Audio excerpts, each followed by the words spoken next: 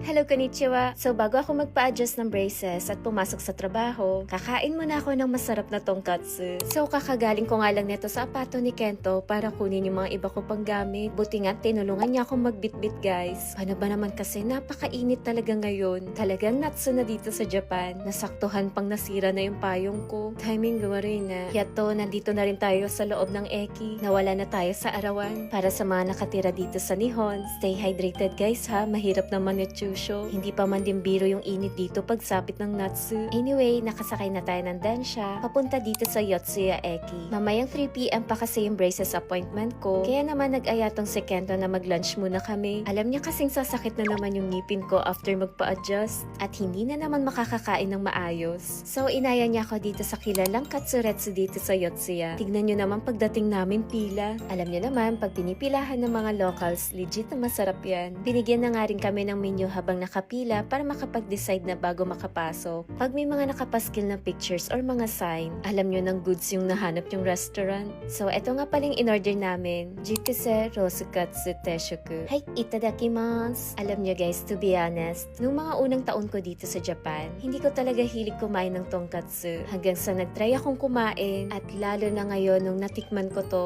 ngayon hinahanap-hanap ko na. Masasabi ko na ito yung pinaka-the best so far na nakain ko na tonkatsu. Dakara kore osusume da yo. Napakalambot pa ng pork. Promise, worth it yung pagpila namin. Kaya susulitin ko ng kumain dito kasi mahihirapan na naman tayong kumain ng meat simula mamaya. Hindi pa nga kami nakakaalis dito. Nagpaplano na nga kami kung kailan kami babalik. Grabe, nakaipay yo. Happy tummy na naman ako. After pala namin kumain, dumiretso na kami sa Eki. Nag-onegay na nga rin ako dito kay Kento na iwan na lang niya yung gamit ko sa apato. At ako naman, dadiretso na ako sa orthodontic clinic. Buti nga sakto lang din yung tapos ng kain namin. Dahil pagdating ko dito sa Kichijoji Eki, may nijip pungguray pa ako. Kaya dumiretso agad ako sa comfort room para mag-toothbrush. Mahirap na no, mamaya may mga nakasiksik na karne. And then, 10 minutes before appointment ko, pumunta na rin ako para hindi giri-giri yung dating natin. Pagdating dito sa Rokkai, dumiretso na ako dito sa Oketsuke. Tapos pinakuha na ako ng free monthly toothbrush ko. Tignan nyo tong Ino, naka-braces. Kawaii! And after ilang minutes ng paghihintay, tinawag na rin ako. Pinapipili na nga rin ako dito kung anong rubber color ko. So yun, ang napili ko ay etong parang teal. Natsu na rin kasi kaya kailangan magpalit na tayo ng color. Puro kasi ako gray skin. At dahil may oras pa tayo bago pumasok sa work, pumunta muna ako sa mga shops dito sa loob ng Eki. Ang kaway nga ng mga tinda na tong store na to. Pero buti na lang hindi ako nabudol no. Kasi ang gusto kong puntahan talaga etong plaza. Kung hindi loft, puntahan ko din to. Mas kailangan na natin ng UV protection ngayong Natsu. Kaya bibili ako ng payong at gusto ko nga to dahil lightweight.